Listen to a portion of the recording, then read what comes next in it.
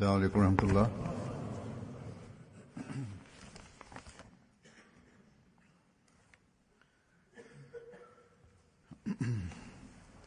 أشهد أن لا إله إلا الله وحده لا شريك له وأشهد أن محمدا عبده ورسوله. أما بعد فأعوذ بالله من الشيطان الرجيم. بسم الله الرحمن الرحيم. الحمد لله رب العالمين الرحمن الرحيم مالك يوم الدين.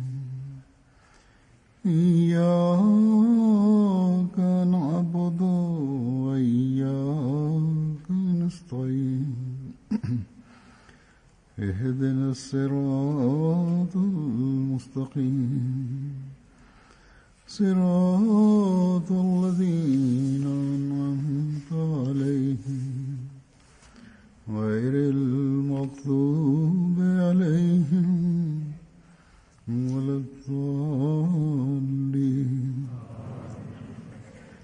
Edhe sot nga shkrimet e kalifit të dytë të Mesihut Premtuar Selam do t'i tregoj disa ngjarje të Mesihut Premtuar Selam, të cilat mbase disa prej jush edhe mund t'i dini, por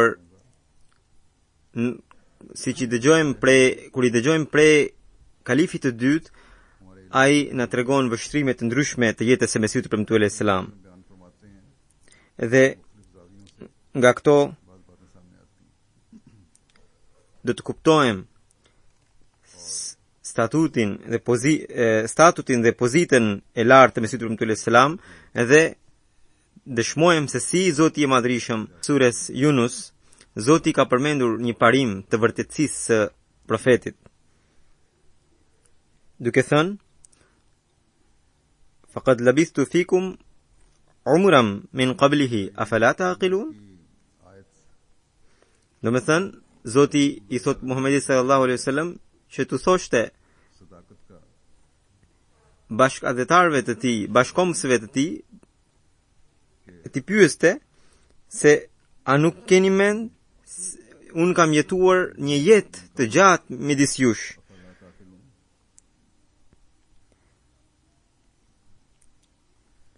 Pra, ky është një parim që ka paraqitur vetë Zoti i Madhrishëm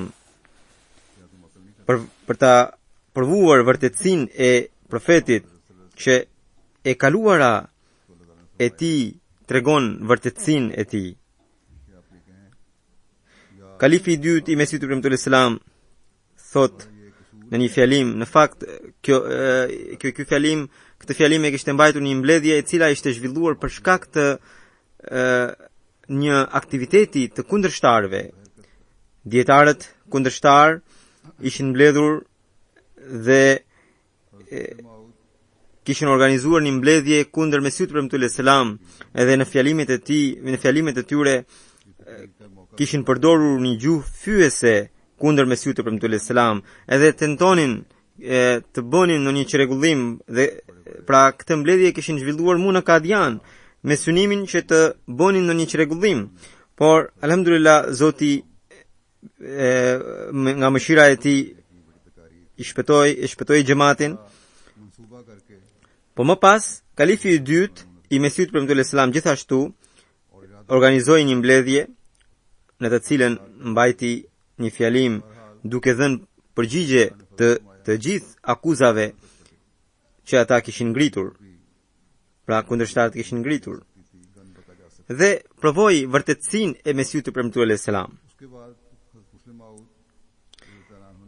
Sidoqoftë, unë nuk mund të sjell gjithë fjalimin e tij këtu, por do të marr vetëm një pjesë të tij.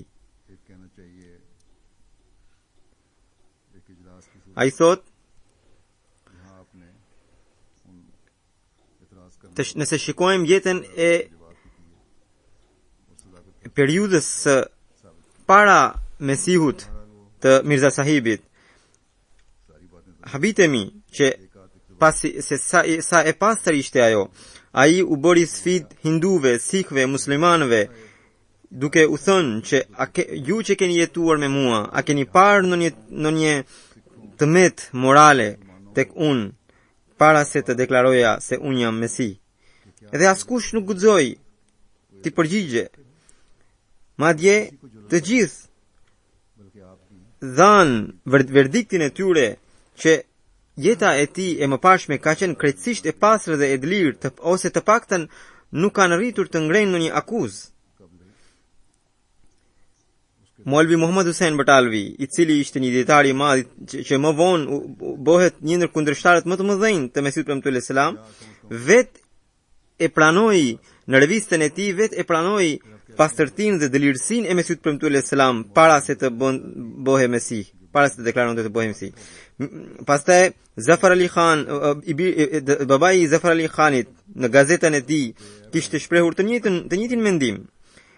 Pastaj si mundet që një njeri për 40 vjet ka qenë kaq i pastër dhe kaq i dëlir, saqë të gjithë flisnin për pastërtinë dhe dëlirësinë e tij, si ka mundësi që për një natë rrëshqiti dhe urokullis?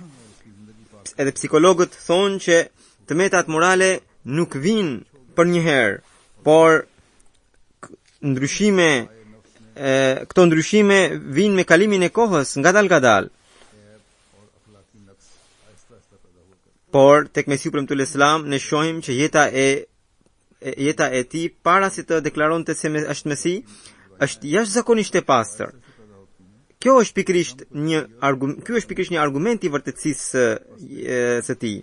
Pastaj në sura Mumin Allahu thot inna lanansuru rusulana, që ne patjetër do t'i mbështesim, do t'i ndihmojmë profetët tanë. Edhe këtë ne shohim tek Mesihu premtuar selam, se si Zoti i dha këtë argument. Ne kemi dëshmuar që si njerëz të ndryshëm erdhën në Kadian me qëllim për ta vrarë Mesihun e premtuar selam, ose që janë caktuar prej dikujt për ta bërë këtë punë, ose Mesihun e premtuar selam Mesihu premtuar selam i ngritën padi të rreme, vrasjesh, dhe në të gjitha këto çështjet ai del fitimtar, ai del ngadhimtar. Kështu që Dr. Martin Clarku, i cili ngriti një padi të tillë, pra duke thënë që Mirza Sahibi pas ka dërguar një njeri për të më vrarë mua, edhe këtë e çoi në gjyq, dhe edhe ai gjyqtari, kush ishte? Ishte ai i cili më parë kishte deklaruar se në Kadian ekziston ka një njeri i cili ka deklaruar të jetë Mehdi dhe Mesi. Pse nuk u mor deri më tani në njëri me të? Pse nuk e kapi deri më tani atë në një njeri? Pra, edhe gjyqtari ishte ky, por në fund edhe gjyqtari vet pranon që padia ishte e rreme.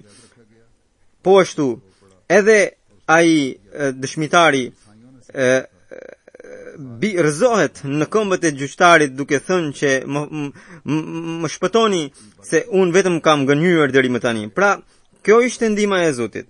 Në të njëjtën mënyrë ne shohim që si njerëzit e kanë pranuar Mesihun e premtuar selam pikërisht për shkak të këtyre kundërshtimeve dhe për shkak të kësaj ndihme të madhe prej Zotit. Ne kemi misionarin të zjarrt Muballigh Molvi Umardin Sahibi, i cili vetë tregon ngjarjen e tij se si ka pranuar xhamatin. Ai ishte një ditë pikërisht me Molvi Muhammad Hussein Batalvin dhe Molvi Abdurrahmanin, të cilët bisedonin se si ta rrezonin Mesihun e premtuar selam. Edhe Molvi Abdurrahmani i tha që Mirza Sahibi ka deklaruar që nuk do të bëjë më debate. Kështu që më mirë të shpallim një njoftim që do po e ftojmë për debat. Nëse ai vjen, do të themi që ja, shiko ka gënjur. Nëse nuk vjen, do të themi se shiko ka humbur.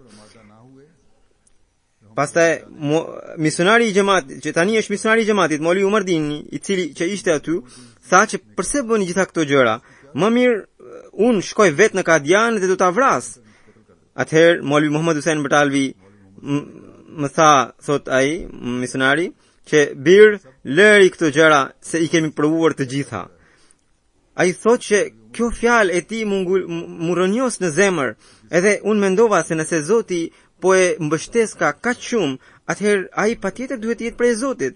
Edhe ai niset për në Kadian, e shikon, edhe e studion, edhe e pranon Mesiun e premtuar selam. Edhe teksa po kthehe në qytetin Batala e takon Molvi Muhammad Husseinin. Edhe Molvi Muhammad Husseini e pyet, bir ti nga bëhesh? Nga po vjen? Edhe ai thot, po vjen nga Kadiani se bora betin në dorën e Mesiut premtuar selam.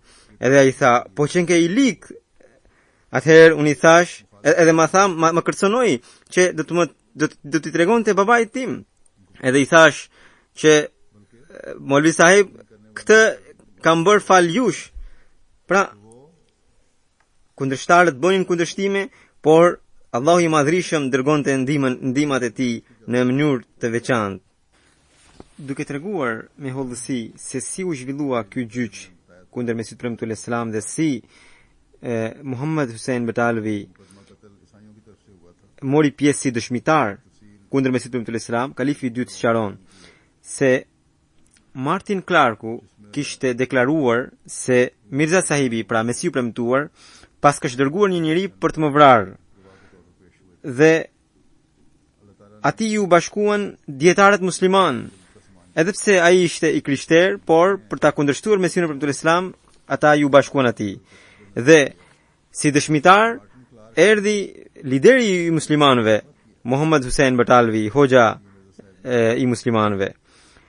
Mesiu premtuar selam para prakisht kishte marrë shpallje prej Zotit që ai do të shpallë i pafajshëm dhe gjithashtu ai kishte marrë edhe shpalljen që një hoxh ose një dietar musliman do t'i dalë përpara ti, mirë po ai do të poshtrohet. Pra, Mesiu premtuar selam kishte marrë shpallje që dietari në fjalë do të poshtrohe. Dhe zakonisht kur vijnë shpallje të tilla, profetët edhe përdorin mjete për ta realizuar shpalljen, por avokati që ndiqte këtë çështje nga ana e Mesiut premtuar selam ishte Molvi Fazldin Sahibi, i cili nuk ishte ahmedian. Edhe ai vetë tregon se gjatë gjyqit, gjatë procedurës, kur unë kisha përgatitur pyetjet për t'i bërë Molvi Muhammad Hussein Batalvit, pra dietarit musliman i cili vinte si dëshmitar kundër Mesiut premtuar selam, atëherë njëra prej pyetjeve ishte e tillë e cila do ta vënte në pozitë të vështirë dëshmitarin. Edhe Mesiu premtuar selam tha se unë nuk ju lejoj t'i bëni pyetje të tilla. Pra Molvi Fazldin Sahibi, pra avokati, tha që kjo pyetje do ta kalojë gjyqin në krahun tuaj. Nëse po nuk e bëm këtë pyetje, atëherë ju do të futeni në telashe, në vështirësi. Por Mesiu premtuar selam tha se ne nuk durojmë dot pyetje të tilla as për kundërshtarin. Nuk ju lejoj t'i bëni pyetje të tilla, i tha Mesiu premtuar selam. Molvi Fazldin Sahibi nuk ishte ahmedian, madje ishte hanefi, madje ishte lider i hanefive dhe ishte një antar aktivist i Anjumanit Luqmania. Edhe në përmbledhjet e tij ai shpesh përmente kur dikush fliste për karakterin e Mesiut premtuar selam, ai e mbronte Mesiun premtuar selam duke thënë se asnjë nga dietarët tan nuk mund të krahasohet në karakter me Mirza Sahibin. Ai thoshte se unë kam provuar vetë Mirza Sahibin duke e vënë në pozita të vështira, por gjithmonë kam parë se ai ka virtyte të jashtëzakonshme. Dhe në këtë ngjarje, kalifi i dytë thotë se në këtë ngjarje Mesiu premtuar selam ka edhe shpalljen, e cila thoshte se dëshmitari do të poshtrohe. Edhe Mesiu premtuar selam kishte edhe mundësi për t'i bërë një pyetje e cila me të vërtet do ta vinte në pozitë të vështirë. Edhe ajo pyetje nuk ishte e rreme, por ishte e vërtet. por Mesiu Premtull Islam nuk e lejon atë. Por shikoni se si Mesiu Premtull Zoti i Madhrishëm në njërën anë provoi karakterin e lartë të Mesiut Premtull Islam para avokatit, i cili nuk ishte Ahmedian, dhe në anën tjetër si krijoi mjete për poshtrimin e atij dëshmitari. Mesiu Premtull Islam kur hyri në sallën e gjyqit, gjyqtari, siç u thash më përpara, ishte ai i cili kishte bërë bej për ta kapur Mirza Sahebin, sepse kishte deklaruar të jetë Mesi, sepse ai ishte i krishter. Por sa e pa fytyrën e Mesiut Premtull Islam, ai u ndryshua totalisht dhe u qua edhe solli karige dhe i kërkoi që të ule në karige pranë tij dhe filloi të fliste me shumë butësi. Ndërkohë erdhi Molvi Muhammad Hussein Batalvi si dëshmitar dhe ai kur po hynte në sallë kishte menduar se do ta gjente Mesiun Premtuar Islam të prangosur ose të paktën të qëndruar në këmbë me poshtrim, por e sheh duke ulur në karige bashkë me gjyqtarin, edhe nga kjo ai u zemrua dhe u skuq.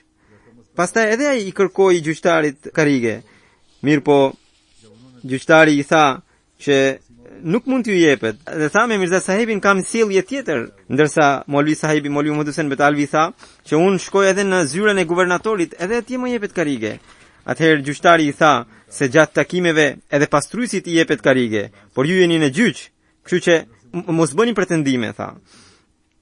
Nga kjo fytyra e Molvi Muhammad Husseinit u skuq, edhe ai e pa që si një anglez i cili kishte bërë bej për ta kapur Mesiun e premtuar, për ta kapur Mirza Sahebin, por tash e nderonte atë.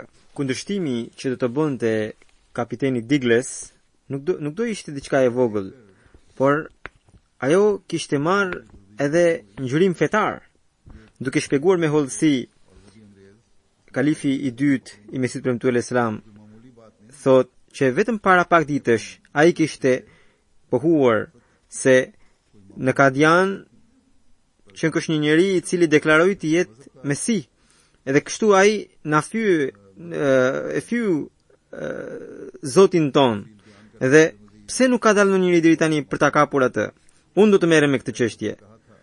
Dhe gjatë procedurës i kishte kërkuar këshilltarit të lëshonte urdhër arrestimi ndaj Mesiut Premtuar al-Islam, por këshilltari i tha se madhëri kjo do të jetë padrejtësi e madhe, nuk mund të lëshojmë urdhër arresti në çështje të tilla, po thirrje për të paraqitur në gjyq mundemi. Dhe Jalaluddin Sahibi, i cili ishte komisar, mirë po nuk ishte Ahmedian, por ishte zemër mirë. Edhe ai tha që kjo do jetë padrejtësi e madhe, nuk mund të lëshojmë urdhër arrestimi në këtë çështje. Gjyqtari u bind edhe Mesiut Premtuar Islam i u lëshua thirrje për të paraqitur në gjyq. Mesiu Premtuar Islam në datën e caktuar në qytetin Batala u paraqit. Dhe sa po hyri në sallën e gjyqit, i njëjti gjyqtar i cili që më përpara kishte pohuar se rreth Mesiut Premtuar, që ai e poshtroi Zotin e tij, pra Jezusin, sipas tij, u ndryshua krejtësisht, edhe i dha karige për të ulur dhe i tha, ju më jepni përgjigje duke u ulur në karige.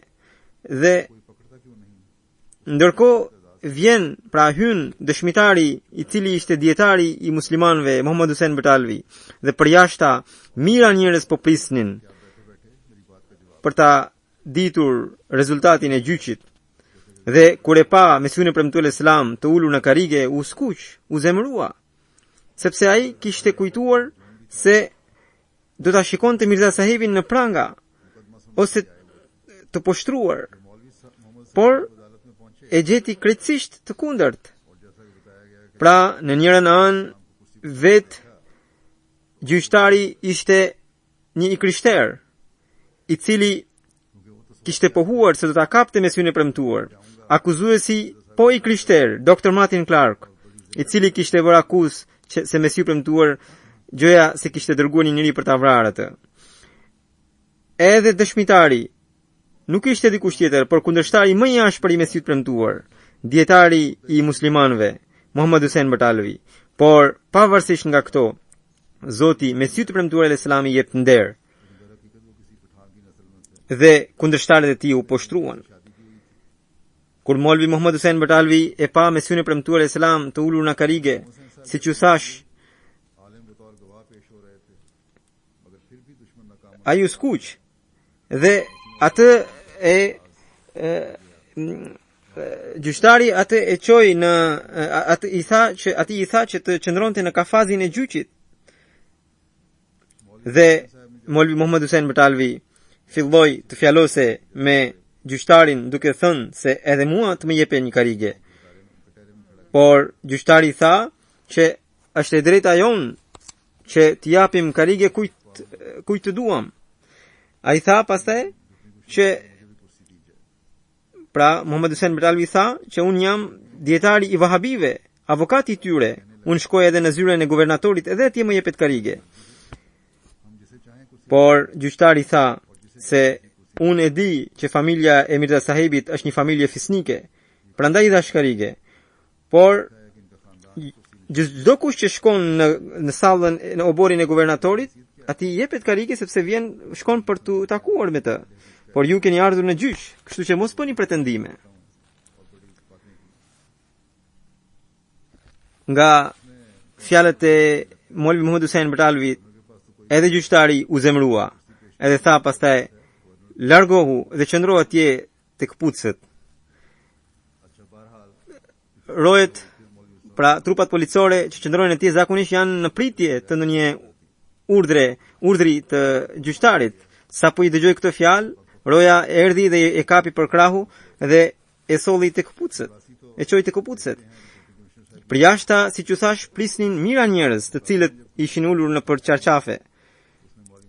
Dhe Molvi Sahibi u fye, edhe ndjeu se jashtë njerëzit do të kujtonin se ai u poshtrua. Për këtë arsye ai doli nga salla dhe aty në korridor kishte një karige, e mori dhe u ul.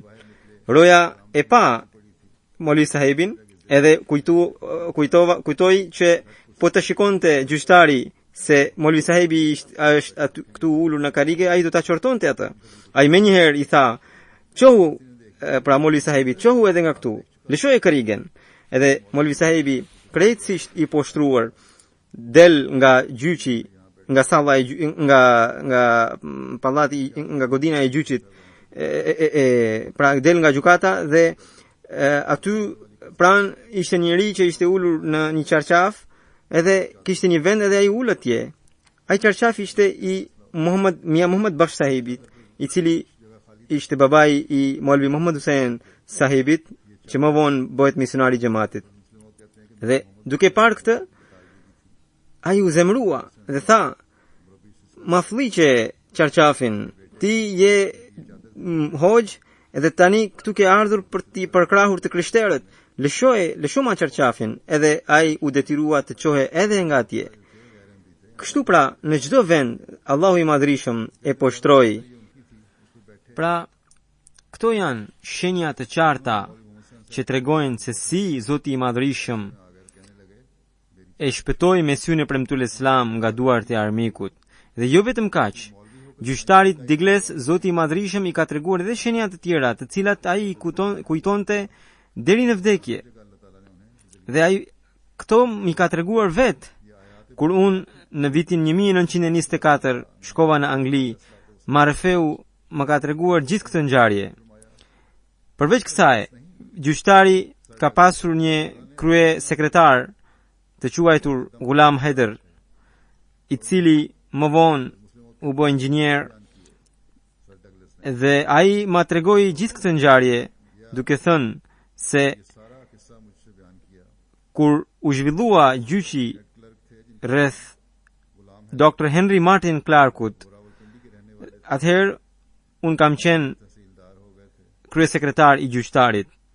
Dhe pas seancës së parë, gjyqtari Digles më porositi, shkomi njëherë dhe prej biletën e parë, se rezervoje dhomën në një dhomë në trenin e parë që shkon për Gurdaspur.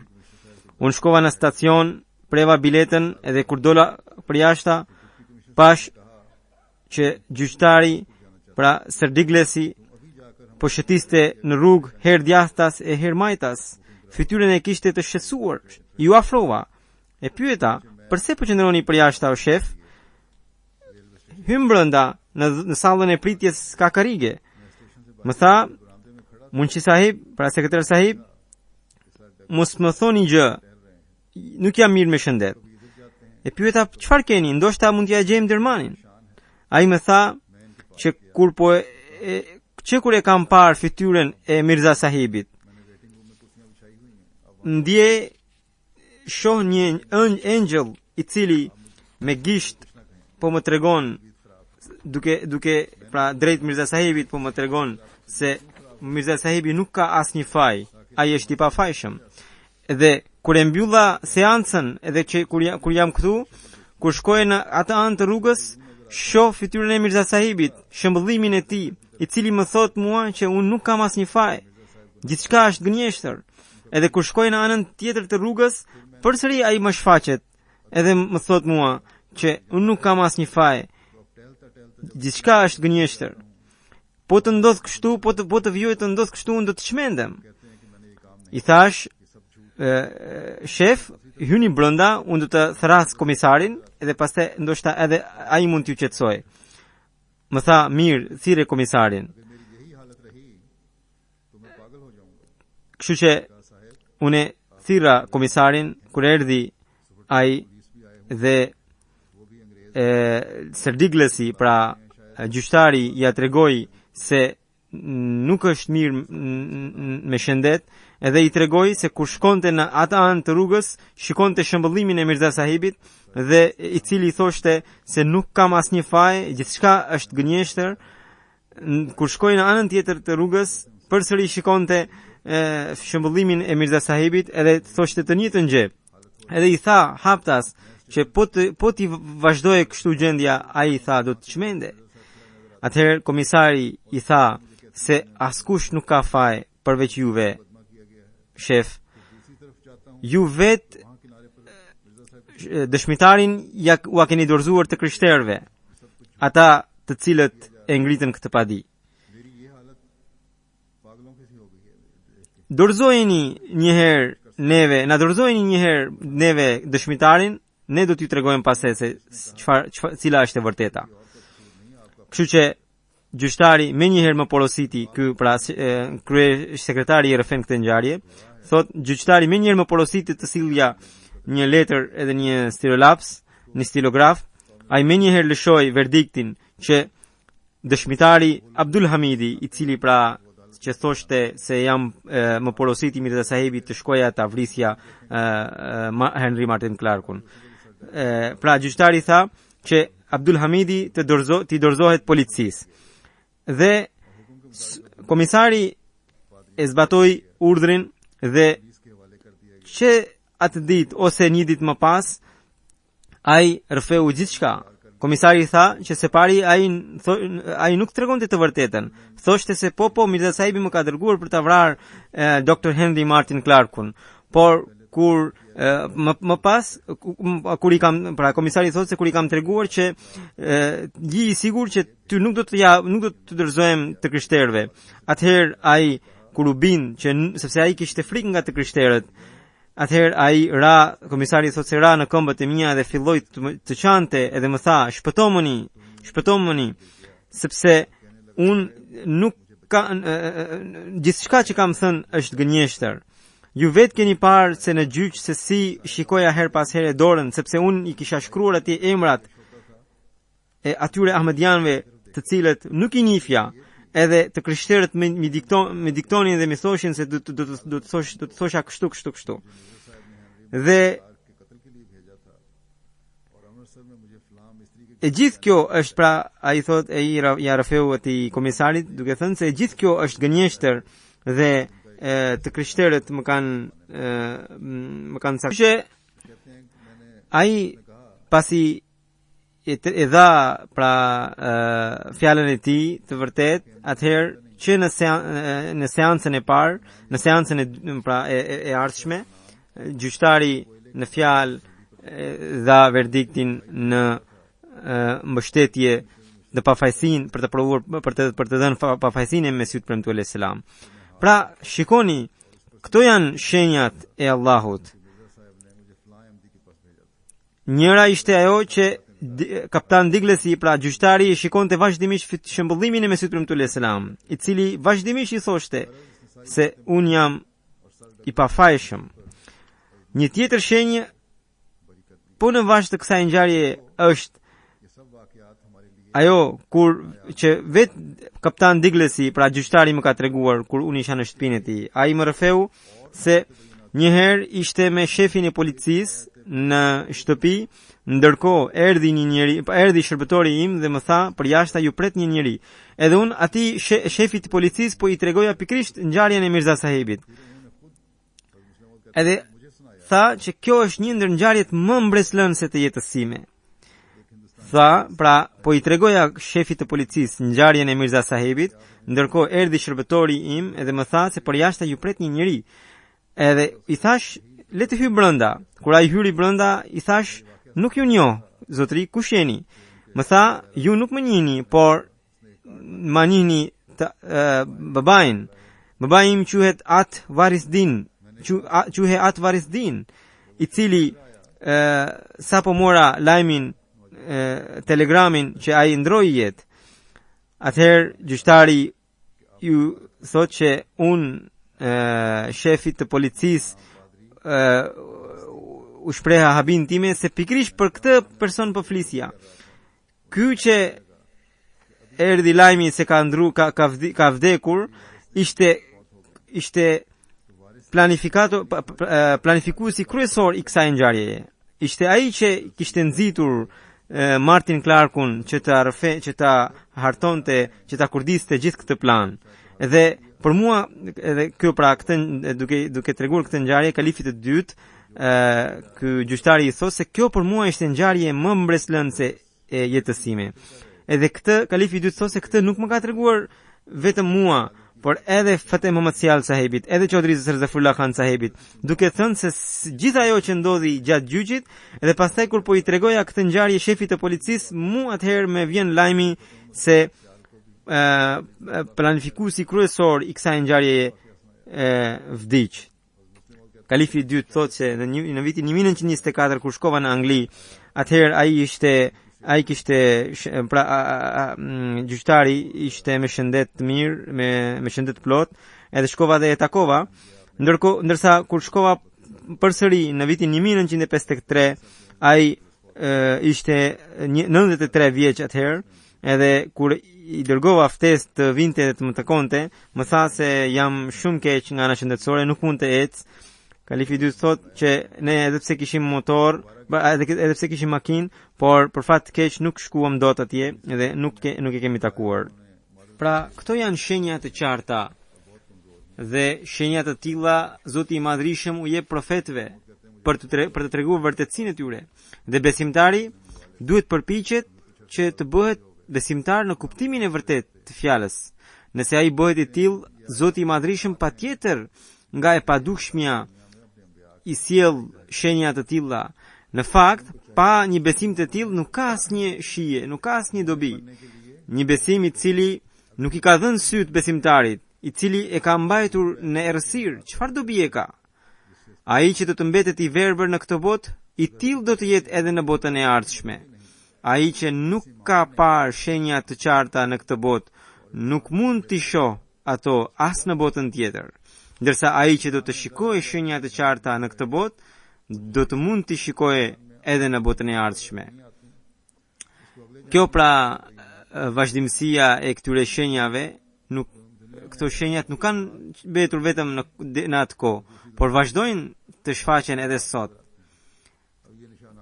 Për shembull, pikrisht për rastin e gjyqtarit të Diglesit, do t'i thosha se para pak ditësh nipi i tij më dërgoi një letër, një mesazh, duke thënë se dua të bëhem Ahmedian, dua të pranoj xhamatin. Edhe më tha se unë nuk e di se çfarë mirësie ka bërë gjyshi im, por ajo me siguri duhet të qenë shumë e madhe, e cila më shtyn dhe në mënyrë të pa kontrolluar, unë gjithnjë jam më i vendosur, thot ai, për ta pranuar xhamatin, për tu antarësuar në xhamat.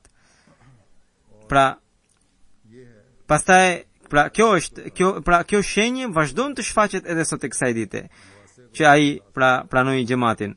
Pastaj për Martin Clarkun, për nipin e Martin Clarkut ju tregova më përpara se si edhe nipi i tij erdhi në xhamat edhe dha një deklarat në të cilën shprehimisht tha se gjyshi i tij ka qenë i padrejt edhe Mesiu premtuar selam ka qenë një njeri shumë i drejtë. Kalifi i dytë radhiyallahu anhu thot se besimtari gjithnjë duhet të jetë i angazhuar në lutje dhe në përkujtimin e Allahut, derisa të vijë dita në fatin e tij kur ai arrin ta shoh fytyrën e profetit, fytyrën e Zotit të Madhrishëm, fytyrën e ndritur të tij, fytyrën e ndritur të Islamit dhe fytyrën e ndritur të profetit Muhammed sallallahu alaihi wasallam. Kur do të ndodh kjo, atëherë ditët, netët, vitet le të jenë me dhimbje apo me vështirësi, ato do të shndrohen në rehati për të. Nuk ka breng, por ka vetëm kënaqësi, sepse ajo ndjesi është ndjesi dashurie. Prandaj, një njeri që arrin të shoh fytyrën e Zotit të Madhrishëm dhe fytyrën e profetit Muhammed sallallahu alaihi wasallam, thot kalifi i dytë, ai njeri nuk mund të jetë i brengosur, por gjithnjë do të jetë i dashuruar, do të ketë ndjesi dashurie ndaj Zotit dhe ndaj profetit. Le të ndodh çfarëdo që të ndodh, ai do të jetë i qetë. I tillë ka qenë pikërisht Mesiu premtuar selam. Tregon edhe një ngjarje tjetër të një padije tjetër që ishte në lidhje me Keremdinin. Hindut pra e Punjabit kishin ngritur këtë padi dhe ata kishin marrëveshje edhe me gjyqtarin, sepse gjyqtari vetë ishte hindu, edhe e kishin bindur që gjyqtari patjetër do të lëshonte në një dënim Mirza Sahibit, pra Mesiut premtuar Islam, sa do të vogël qoftë. Mesiu premtuar Islam në atë kohë ishte në Gurdaspur. Khwaja Kamaluddin Sahibi, pra sahabi Mesiut premtuar Islam, erdhi i shqetësuar dhe i tha Hazur, është shumë shqetësuese, sepse gjyqtari ka bërë be tek hindut se ai patjetër do t'ju ndëshkojë. Mesiu edhe i tha Mesiu premtuar Islam, hajde ikim në Kadian. Mesiu premtuar Islam tha që nëse shkojë në Kadian, urdhër arrestimi mund të vijë edhe atje. Nëse shkojnë në një vend tjetër, edhe atje mund të vijë. Edhe pastaj pra Mesiu premtuar Islam ishte i shtrirë dhe i tha Khwaja Kamaluddin Sahibit, duke thënë se ju po shqetësoheni sepse gjyqtari ka vendosur të më ndëshkoj patjetër. Edhe pastaj u qua dhe tha, a ka ndonjëri që mund të guxojë të vër dorën mbi luanin e Zotit të Madhrishëm? Pikërisht kështu ndodhi, që ata ishin dy gjyqtar që të dy u ndëshkuan. I pari u hoq nga puna me njëherë për një arsye dhe i dyti ati ju qmend i biri i cili u hodh nga qatia duke vrarë veten. Më vonë ky i dyti thot, kalifi i dytë thot, ky i dyti më takoi në qytetin Ludhiana duke më thënë se më ka ngelur vetëm një djalë. Lutuni që Zoti të më shpëtojë atë. Unë i kam bërë shumë padrejtësi Mirza Sahibit. Lutuni që Zoti të më mos më ndëshkojë. Pra, kjo ishte që fjalët e Mesiut premtuar Islam ishin të vërteta, që askush nuk mund të guxojë të vër dorën mbi luanin e Zotit të Madhrishëm. Kjo ndodhi sepse Mesiu premtuar Islam ka pasur edhe shpallje, ku Zoti i kishte thënë se ti që u bëre i imi e gjithë bota është e jotja. Pra, edhe ju bëhuni të Zotit të kuptimin e vërtet të fjalës, atëherë do të shikoni se e gjithë bota do të jetë e juaja. Lutuni sa më shumë që ju të hyni në këtë paqe. Lutuni që fëmijët tuaj të jenë në paqe. Por dijeni, derisa xhamati nuk do të vinë në paqe, nuk mund të jeni në paqe as ju e as fëmijët tuaj. Prandaj, përpiquni dhe lutuni për këtë. Në lidhje me padin e Martin Clarkut, kalifi i dyti Mesiut Islam në një vend thot që mbaj mend kur Mesihut premtues Islami ishte ngritur kjo padi, unë u shqesova temase, u luta shumë dhe atë natë pash në ëndër që po kthehesha nga shkolla dhe përpiqesha të hyja në shtëpi, ndërkohë shikoje se aty ka shumë trupa policore, të cilët më penguan. Më pas njëri u tha që lëreni të hyj sepse është i shtëpisë. Edhe kur hyra brenda, aty më përpara kishim një magazin të cilën e kishte ndërtuar gjyshi unë, por në kohën tonë ne atë e përdornim për të mbajtur dru, pra lënë djegëse. Dhe pash që shumë trupa policore e kishin mbajtur Mesihun premtues Islam në këmbë dhe e kishin rrethuar me dru, pra me lënë djegëse. Dhe unë e shikoja vetëm fytyrën e tij dhe policët po i vinin vajguri për t'i flakur ata dru, dhe duke parë këtë u shqetësova temase, pra në ëndër u shqetësova temase dhe vrapova ta shpëtoja Mesihun premtues Islam. Mirë po policët, njëri më kapi përmesi, njëri e tjetri për këmishe. Mirë po unë po shqetësohesha edhe dhe kisha frikë që mos të merrnin flak drut. Ndërkohë e pash lart tek mbi, pra sipër derës ku ishte shkruar me të madhe dhe shumë të bukur që Zoti nuk do të lejojë askën që t'i djeg njerëzit e tij të dashur. Pra njerëzit e Zotit gëzojnë këtë paqe edhe në këtë botë edhe në botën tjetër. Edhe ngjarje të tilla, dhjetra ngjarje të tilla kemi parë në jetën e Mesihut premtues Islam, edhe pse ai nuk kishte asnjë shpatë, asnjë mjet tjetër shpëtimi. Gjyqtari Captain Douglas ka treguar edhe diçka tjetër, duke thënë se ai tha që mua më befasoi edhe diçka tjetër, e cila është vetia, është kuraje dhe durimi i Mirza Sahibit. Thotë që nuk kam parë njëri tjetër me atë durim që ka pasur Mirza Sahibi, siç thoshte ai. Edhe pse ati ishte ngritur një padi shumë e madhe, shumë e rëndë, pra e vrasjes, dhe kur ai e fitoi gjyqin, unë i thash që keni të drejtë ti hidhni në gjyq këta kundërshtar, sepse ju kanë diskredituar pozitën. Ai tha se jo, nuk dua të bëj një gjë të tillë. Pra ky ishte durimi i tij. Pastaj duke treguar për parimin e xhamatit, kalifi i dytë i Mesihut premtues Islam tregon se si xhamati përparoi, që ishte një kohë kur ahmedianët nuk ishin të lejuar të hynin në xhamit e këtij fshati. Në rrugët e tyre vendosnin kunja që ata të rrëzoheshin. Ata nuk ishin të lejuar as të merrin ujë nga pusi. Aq shumë sa që poqarët kishin marrë urdhër të prerë të mos u jepnin ahmedianëve asnjë enë. Pra ishte një kohë kur kishim gjitha këto vështirësi dhe i kemi parë këto vështirësi. Por sot është ajo kohë kur pikërisht bijtë këtyre kundërshtarëve janë bërë ahmedian. Pra ishte një kohë kur kundërshtarët bënin çdo gjë për ta zhdukur xhamatin, por sot është ajo kohë që pikërisht bijtë e tyre janë të angazhuar për ta përhapur xhamatin. Po ky fakulteti i xhamatit, kalifi i dytë po e mbante këtë fjalim në fakultetin e xhamatit, thot, po ky fakulteti i xhamatit, çfarë ishte? Njerëzit thoshin se këtu rinin gjindet, dhe njerëzit as në mesditë nuk kalonin pranë tyre sepse kaq e shkret ka qenë kjo zonë. As 8 apo 10 shtëpi nuk kanë qenë të ahmedianëve këtu. Edhe ata që kanë qenë jashtëzakonisht kanë qenë shumë të varfër.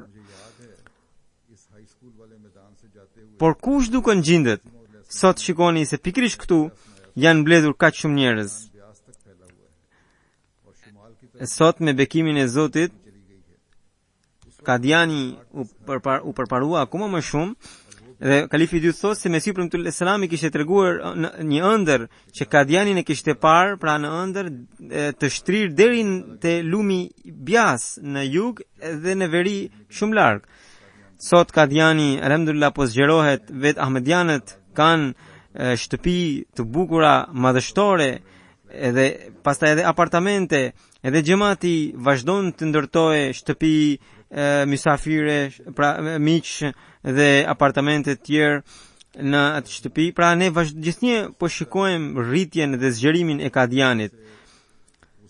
Edhe ai kundërshtar i cili jetonte ngjitur me xhamin e Aksa të Kadianit, tani që u zgjerua ajo xhami, shtëpia e tij është pjesë e xhamisë.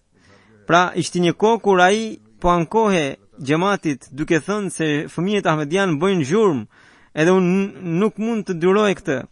Sot shtëpia e tij është pjesë e xhamisë.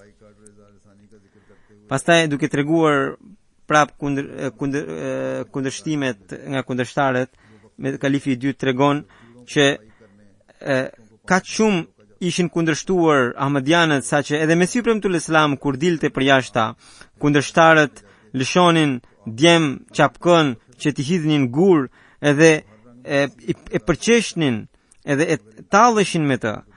Por çfarë ndodhi me ta? Kalifi i dytë po mbante hutbe dhe po i thoshte këto gjëra, thotë se ju 95% prej jush që jeni sot ishit kundërshtar, por sot jeni pjesë e këtij xhamati. Pastaj pas ndërimit të jetës së kalifit të parë, përsëri u shfaq një trazir, e cila ishte brenda xhamatit. Një grup i xhamatit e cila përbënte shumicën e pjesës së Sadr Anjumanit. U nda nga xhamati edhe tha se nuk mund të ndjekim udhëheqjen e një fëmije. Ku janë ata, të cilët ishin larguar nga Kadiani duke thënë se 98% e xhamatit është me ne edhe 2% kanë ngelur me këtë fëmijë, pra me kalifatin. Edhe kalifi i dytë thotë që sot ata nuk kanë as 2% të antarëve të xhamatit, edhe ne jemi më shumë se 98%. Këto janë mbështetje të veçanta të Zotit të Madhërisëm. Azuri thotë që sot vetëm në këtë xhami të Anglisë janë më shumë se aq njerëz sa kanë qenë në hutben e kalifit të dytë. Madje hutbja po mbahet, xhumaja po mbahet edhe në xhamin Fazl, edhe atje duhet të jenë më shumë se sa kanë qenë në hutben e kalifit të dytë. Këto janë pra shenjat e vërtetësisë së Mesiut të premtuar selam dhe të vërtetësisë së kalifatit, dhe Allahu i Madhërisëm vazhdimisht na i tregon këto shenja që ne të shtohemi në besim.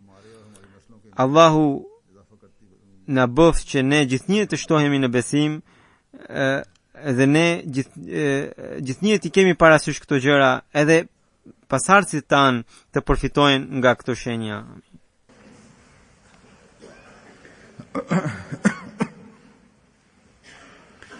Alhamdulillah nahmaduhu wa nasta'inuhu wa nastaghfiruhu wa nu'minu bihi wa natawakkalu alayhi ونعوذ بالله من شرور أنفسنا ومن سيئات أعمالنا من يهده الله فلا مضل له ومن يضلل فلا هادي له ونشهد أن لا إله إلا الله ونشهد أن محمدا عبده ورسوله